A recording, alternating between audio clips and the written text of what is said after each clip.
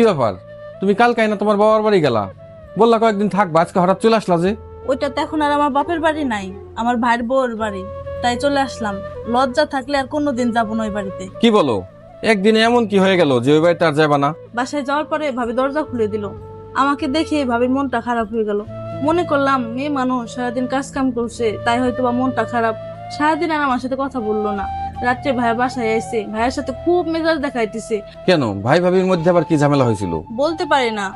ভাবি খেয়ে শুয়ে পড়ছিল, ভাই ভাত বেড়ে আমাকে ডাকলো, আমি ভাই বাচ্চারা একসাথে খেলাম। ভাবিকে ডাকলাম, ভাবি আসলোও না, কথাও বললো না। কিছুক্ষণ পরে আমি ঘুম থেকে উঠে ভাবির রুমের পাশ দিয়ে ওয়াশরুমে যাচ্ছিলাম। দেখলাম ভাবি ভাইয়ের সাথে খুব মেজাজ দেখাচ্ছে, খুব খারাপ খারাপ কথা বলতেছে। বলছে তোর বোন এই বাড়িতে আসছে কেন, তোর ভাগনা ভাগ্নি এই বাড়িতে আসছে কেন, তোর ভাগনা ভাগ্নি যে সুপার পর উঠে লাফালাফি করতেছে, জানে এই সুপার